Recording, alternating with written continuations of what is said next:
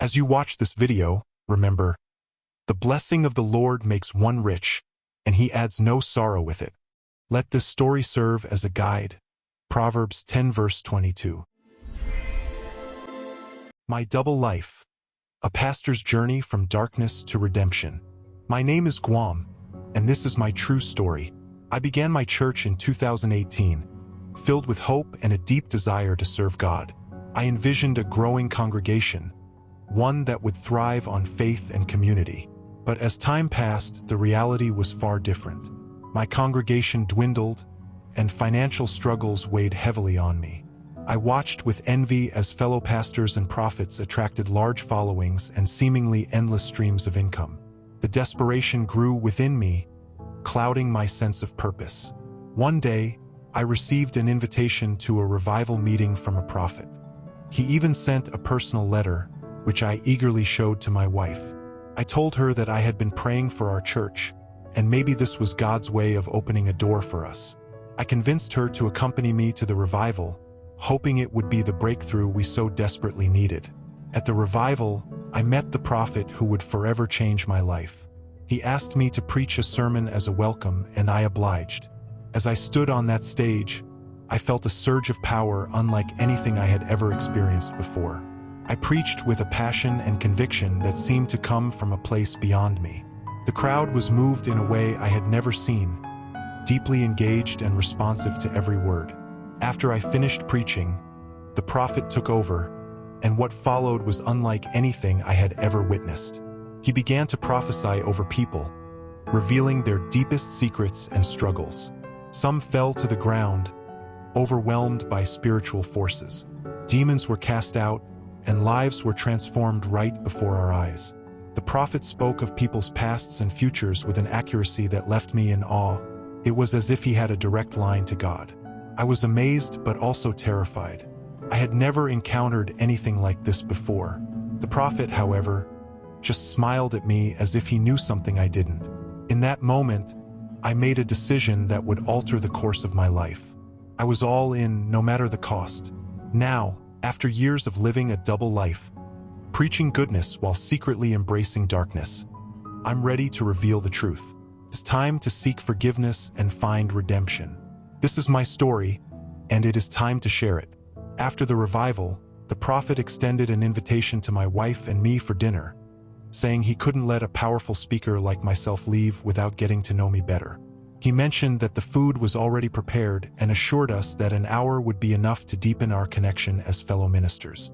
I was struck by his kindness, especially considering his obvious power and influence.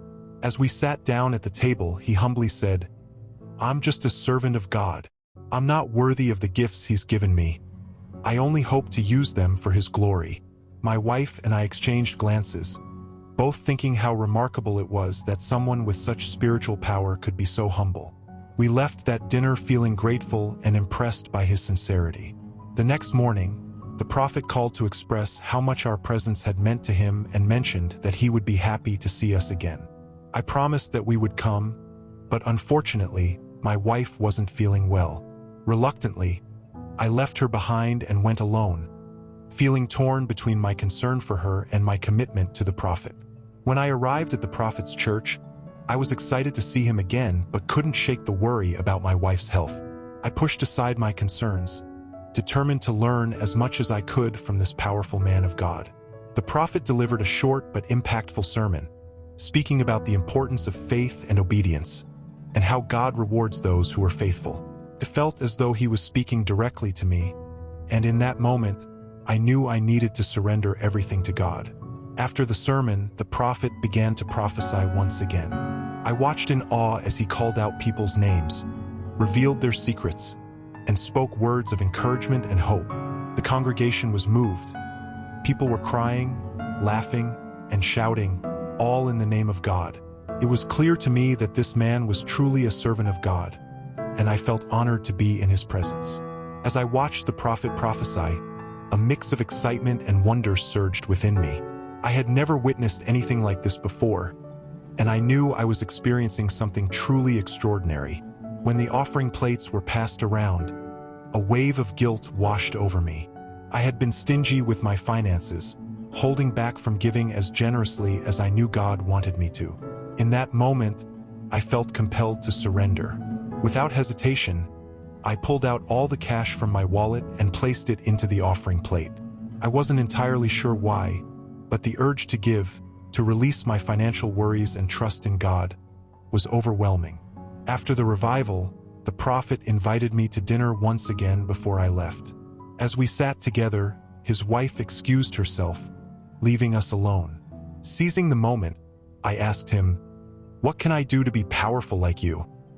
He looked at me intently and said, "You need to be submissive. A submissive prayer is the key." I didn't fully understand, but I assumed it was a prayer that would draw me closer to God. After all, I wasn't a prophet, but I longed to be closer to God and to experience the power I had seen. I asked the prophet if I could accompany him the next time he went for this prayer, and he promised to invite me. I left his house that night with a heart full of joy and hope. I didn't tell my wife about the conversation. I wanted to surprise her. Perhaps I thought God was going to bless me in a powerful way too. 3 weeks later, the prophet called and told me the time for the prayer was near, and that we should prepare to leave in 3 days. He instructed me to fast on the day of our journey, and without hesitation, I obeyed. I didn't tell my wife the details, only that I was going for prayer as I usually did. She didn't suspect anything unusual. The day of the journey arrived, and I met the prophet at the agreed location. To my surprise, we headed straight to the airport. I had no idea where we were going, but I trusted the prophet and God's plan. Upon arriving at the airport, I was stunned to see a private jet waiting for us. Inside the jet, I was greeted by a well-known prophet from Malawi, a powerful man of God, along with 2 other men. I was awestruck, realizing I was in the company of such spiritual giants. As we boarded the jet, the prophet I had come with smiled at me and said, "Welcome, my son. We are going to the days of spiritual renewal and empowerment. Get ready for an encounter with God." After nearly 7 hours in the air, we finally landed. The prophet leaned over and whispered to me, "We are in Ghana." I was astonished. This was my first time on a plane, and I had never left my country before. My excitement grew as we walked through the airport and were greeted by several luxury cars, each with a driver dressed in a suit. The opulence and grandeur of the experience were overwhelming, but I trusted that this journey was part of God's plan for me. They drove us to a desolate area, and as we arrived, I noticed a building with dark, ominous rooms. 3 men approached me, seized me, and led me away. I tried to ask what was happening, but the prophets went in a different direction, leaving me alone with my questions. I was taken to a room where a man was sitting, but the dim light made it difficult to see his face clearly. All I could make out was a mark, the number 666, on his forehead, and he wore a dark robe that seemed to swallow the light around him. From that moment, I felt a deep sense of dread. The man made a small cut under my tongue, and I lost all control. My body felt heavy, as if I were no longer in command of it. He tossed a towel near me and ordered me to pick it up.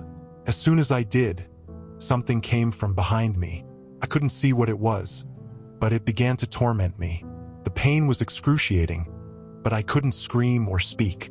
I was completely vulnerable, unable to move or defend myself. The man I had seen vanished before my eyes. One moment he was there, and the next he was gone. I clung to the towel, but the pain only intensified. It felt as if an invisible force was pulling it from my hands, dragging me into a nightmare. Broken glass littered the floor, and everything around me seemed designed to harm me. Each time I reached for the towel, the same horrifying experience repeated. Something would attack me from behind, and I was powerless to stop it. I was trapped in this hellish cycle for days, growing weaker and more desperate with each passing hour. I was certain this was the end, my final days on earth. On the 6th day, 2 men came and dragged me out of that room. I was so disoriented that I could barely see anything. They took me to a small room, left me at the door, and disappeared. When I finally woke up, I was clean, dressed, and ready, but I had no memory of how I got there. The next thing I knew, I was standing before a long dinner table with several men seated around it, eating. As I entered, they welcomed me with applause, though I had no idea why. Despite my confusion, I felt an eerie happiness. They gave me a new name, a new identity, and from that moment on, my life changed forever. I returned home, but I was no longer the same man. I began to perform miracles, and people flocked to me, eager to listen. My once humble church grew rapidly, and I gained wealth, power, and influence beyond my wildest dreams. But with this power came a dark secret. My wife became nothing more than a facade, a cover for the man I had become. Every Sunday, after the service, I would hold one-on-one sessions with church members seeking spiritual guidance. They would confide in me their deepest fears and struggles, believing I could offer them solace and solutions. But I had my own sinister motives. If I found a woman attractive, I would tell her during our session that the only way to solve her problems or achieve her goals was to sleep with me. I lied, saying that our spirits needed to be exchanged, and that my spirit would conquer whatever challenges she faced. Trusting me as a man of God, they never refused. Every Sunday, I slept with 6 different women, stealing their essence, their gifts, and leaving them hollow and powerless. I would tell them, "What happens in Rome stays in Rome," warning them never to speak of it to anyone. Years have passed, and I have all the wealth, cars, and businesses I could ever want. But I'm exhausted, physically, emotionally, and spiritually. My wife is a mere shadow in my life, agreeing with everything I say but offering no real companionship. The church is now vast, but I'm trapped in this endless cycle of deceit and darkness. I've tried to stop sleeping with my congregation members, but it feels like a force beyond my control compels me to continue. I avoid my wife, seeing her only on Sundays during sermons. I perform miracles, see the past and the future, but the cost is unbearable. I'm tired of being a slave to this dark power, tired of living a lie as a fake pastor, a fake husband, and a fake man. I want to break free, but I don't know how. I'm trapped in this darkness, suffocating under the weight of my choices, and I don't know how to escape.